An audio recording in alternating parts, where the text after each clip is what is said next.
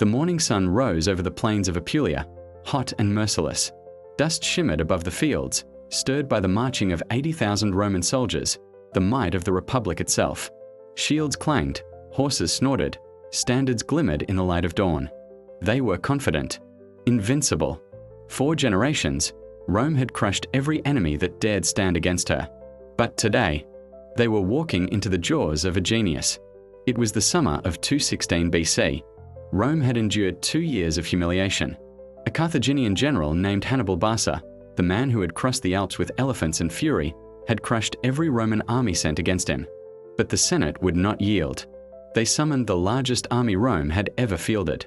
They would drown Hannibal in numbers, crush him beneath Roman discipline, and finally end the nightmare that had haunted Italy. That was the plan. But Hannibal had another. He stood on a small rise overlooking the dusty plain near a town called Cannae. The wind tugged at his cloak, carrying with it the smell of dry earth and river reeds. In the distance, he could see the Roman legions forming their lines, a sea of red shields, sunlight flashing from helmets, a roar of discipline and pride. Hannibal's army was smaller, only about 40,000 men, but it was forged in blood and fire. Veterans from Spain, fierce Gauls from the north, disciplined Africans, and swift Numidian cavalry from the deserts of Africa. They spoke different tongues, worshipped different gods, but all obeyed Hannibal. He had chosen this battlefield with a predator's precision. The plains of Cannae were narrow, hemmed in by the river Aufidus to the north and low hills to the south. There would be no space to retreat, no room for confusion. It was a killing ground, designed for one thing, to trap an enemy. As the first light spilled across the plain, Hannibal looked toward his officers, Hasdrubal, Mago, Mahabal, men who had fought beside him since Spain. He said only this: "Today, we will show Rome the price of arrogance." The Romans advanced in silence, a living wall of shields and spears. Their standards gleamed, their faces grim. They believed Hannibal was cornered at last, exhausted, outnumbered, desperate. The consuls divided command. Paulus would lead one wing, Varro the other. The plan was simple: crush Hannibal's center with overwhelming force. It was the Roman way: direct, relentless, inevitable.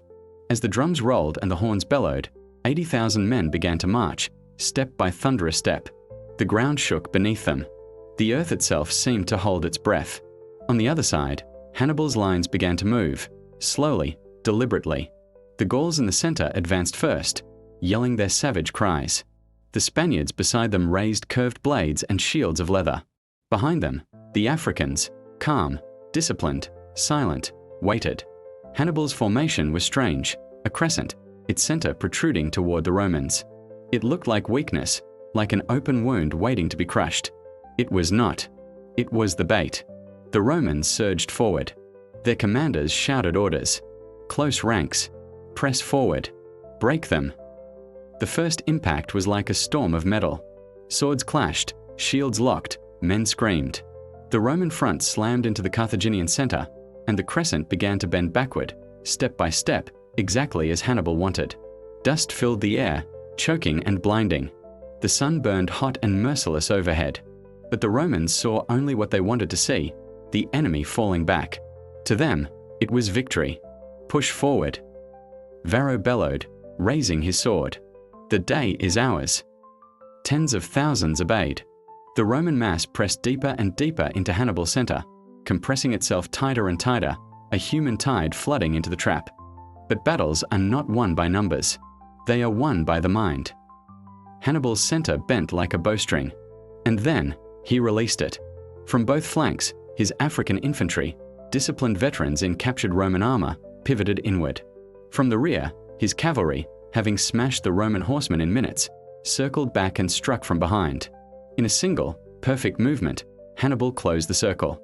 The Romans, who had moments ago believed they were winning, suddenly realized they were surrounded. Front, sides, and rear. The battlefield had become a cage. Panic rippled through the ranks, but there was no escape. Men shouted. Trumpets blared conflicting orders. The formations collapsed into chaos. Then came the killing. They fought like trapped animals. Those in front were cut down by Carthaginian blades. Those behind were crushed by the press of bodies. The wounded suffocated under the weight of their comrades. Men screamed for water, for air, for mercy, but there was none. The sun climbed higher, baking the plain. The dust turned to mud, soaked with blood. A Roman soldier later wrote, "The earth itself drank us." Hour after hour, the slaughter continued. The Romans fought bravely, but bravery meant nothing. They could not see their enemy, could not move their arms freely, could not hear their officers over the roar of death. The legion, that machine of discipline, became a heaving, dying mass. Imagine 80,000 men packed into a space no larger than a village. Imagine the smell of blood, the heat of bodies pressed together, the sound of men dying without ever seeing who killed them. That was Cannae.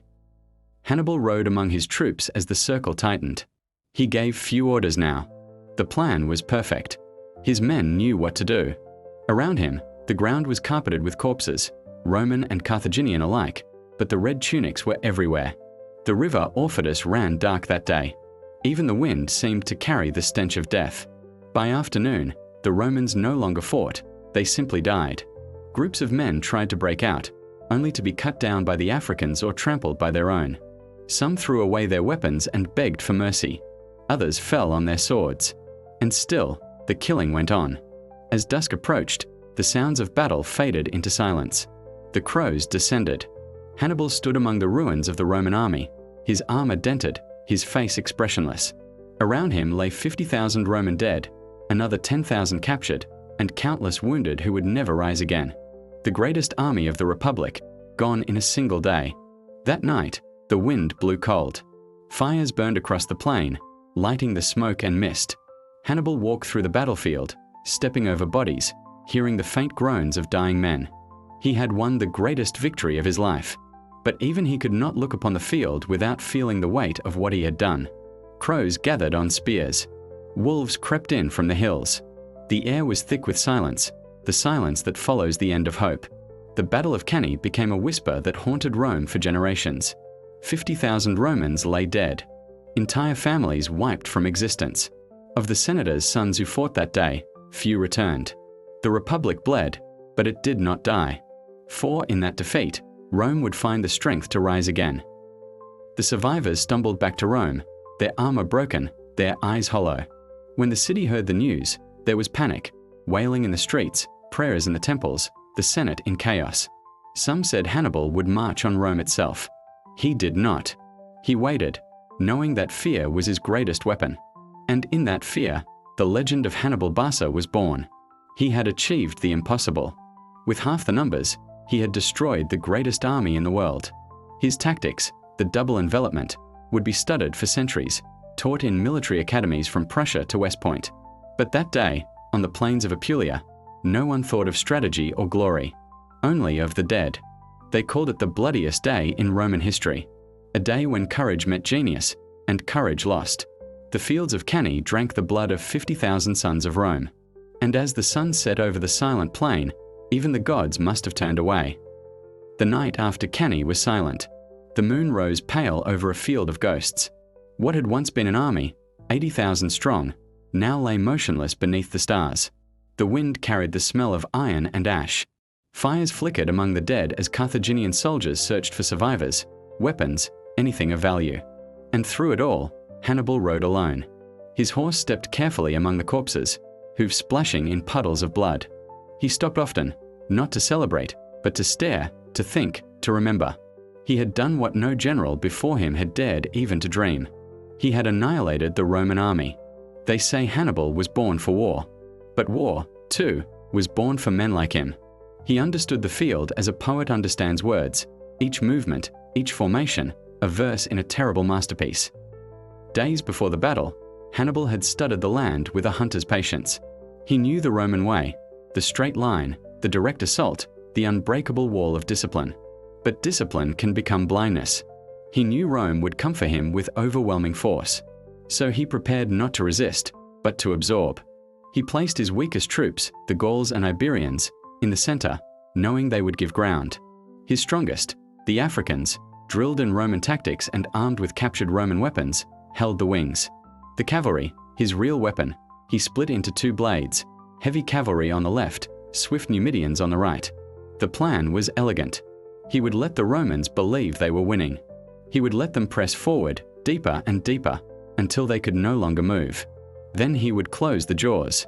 And when the jaws closed, the world would remember his name. On the morning of the battle, he had turned to his officers.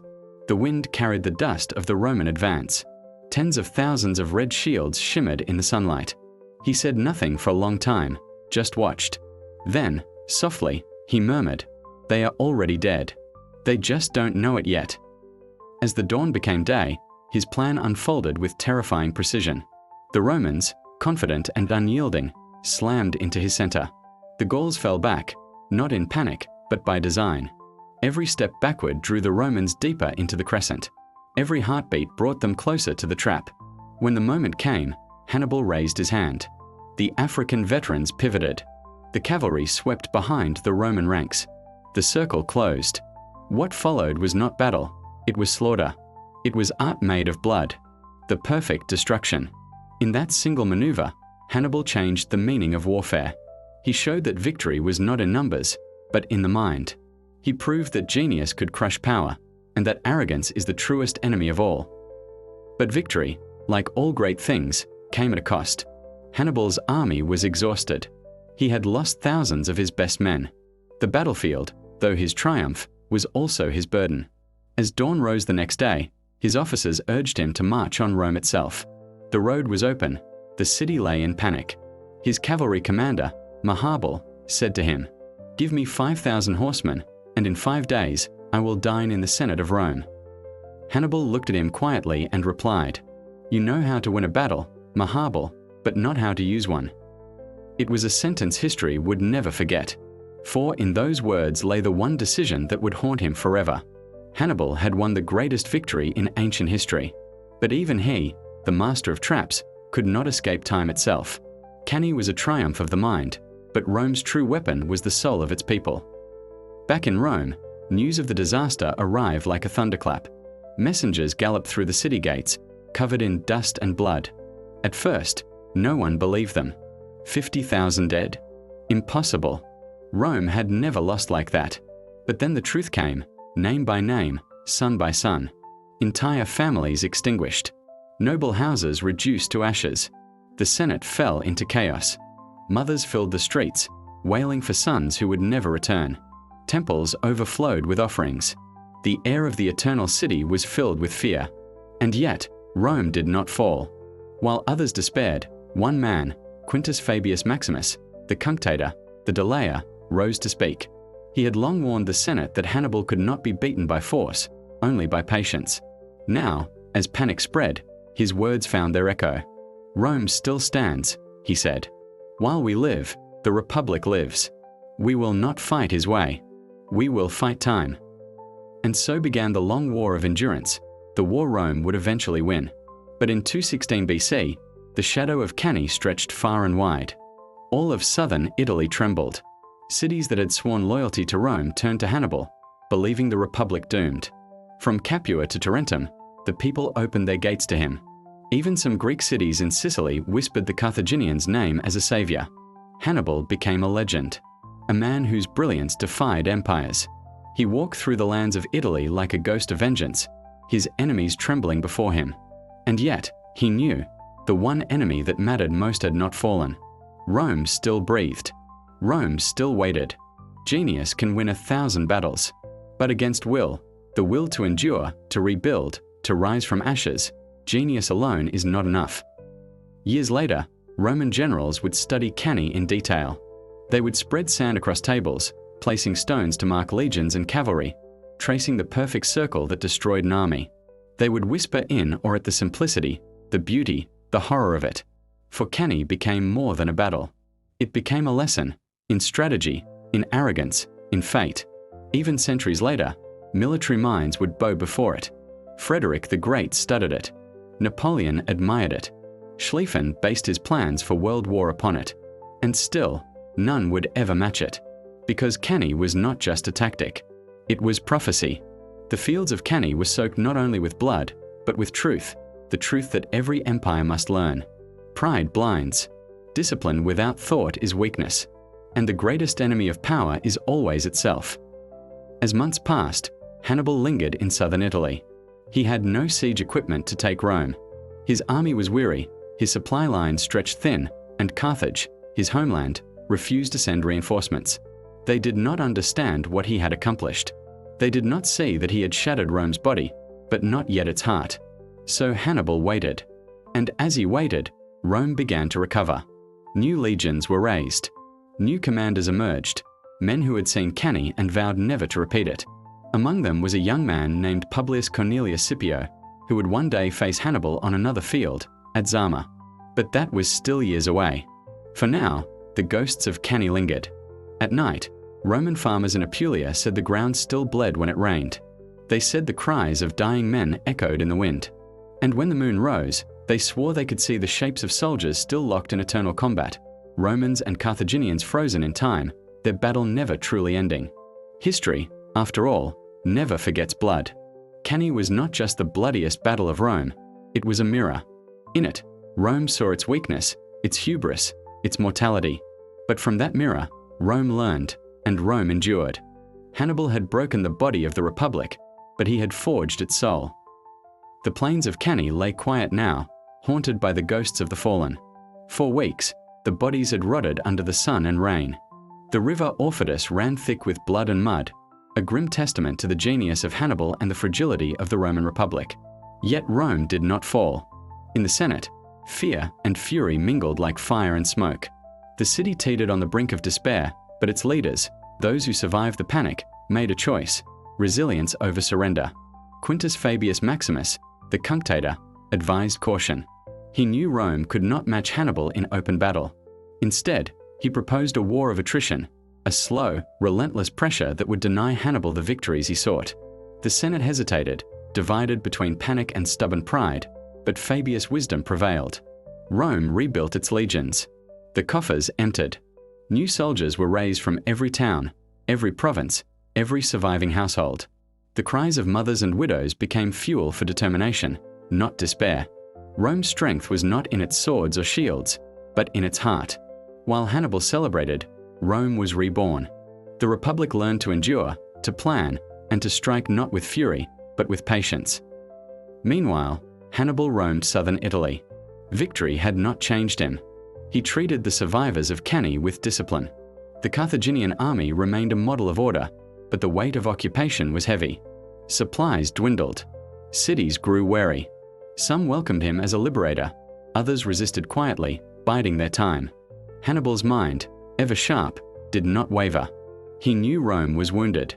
He believed it could be crushed, if only he could strike the right blow at the right time. Yet, the Republic was learning. Rome avoided open battle, refusing Hannibal the chance to repeat Cannae.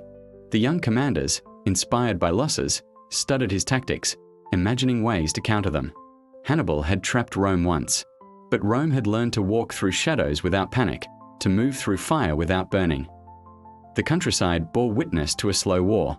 Hannibal attempted to take Capua, then Tarentum. Sieges dragged on. Soldiers suffered from disease, hunger, and fatigue. Even a general as brilliant as Hannibal could not conquer hearts as easily as he could armies. From the walls of Rome, new leaders emerged. Among them, a young Publius Cornelius Scipio distinguished himself.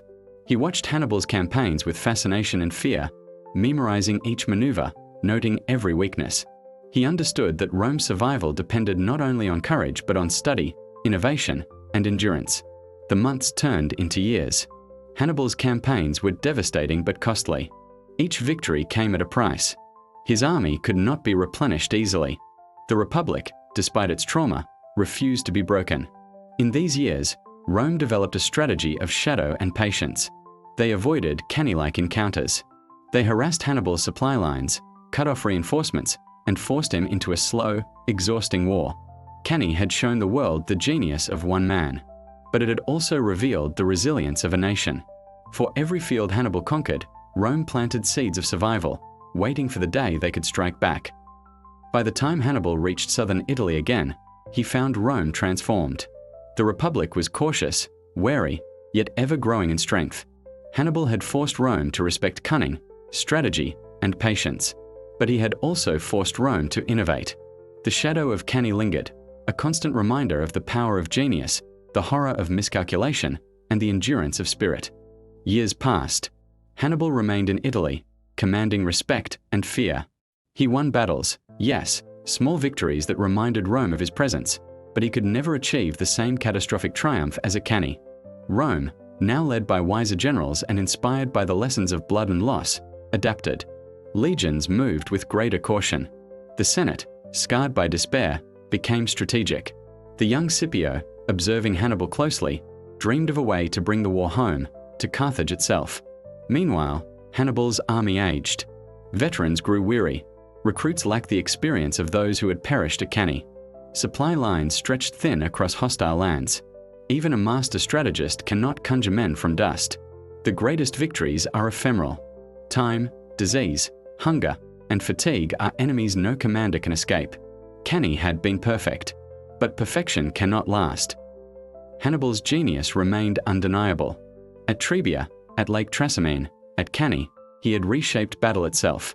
Yet Rome endured. Each lost legion taught new leaders what not to do. Each defeat hardened the Republic's resolve. The citizens who survived Cannae carried memory and fury into every campaign. Scipio, now a young general, studied Hannibal like a scholar studies a book. Every formation, every maneuver, every subtle trick was analyzed and committed to memory. The son of Rome's pride would one day confront the Carthaginian in Africa itself. Meanwhile, Hannibal's reputation spread beyond Italy. Cities whispered his name as one whispers of gods or demons. He was a man of victory and fear, of brilliance and tragedy. Yet even he knew Rome would not collapse easily. The Republic was a living entity, learning and evolving from every wound. Time began to favor the patient. Rome rebuilt, reorganized, and rearmed. Hannibal, despite brilliance and courage, could not force the eternal city to surrender. The shadow of Cannae stretched across generations. It was a lesson, a warning, a myth. It showed the power of intellect over strength. It demonstrated the fragility of arrogance. And it revealed the unbreakable will of a nation determined to survive. Even as Hannibal aged and Rome strengthened, the memory of that fateful day lingered in every heart. Legions carried it like a scar. Commanders spoke of it in whispers and in lectures. Strategists studied it as both example and warning. Rome had been broken. Rome had been humiliated. But Rome had endured. And the world remembered Cannae not only as the bloodiest battle in Roman history, but as the turning point in the story of an empire, where genius met resilience, where arrogance met patience, and where the eternal city learned that survival is the greatest victory of all.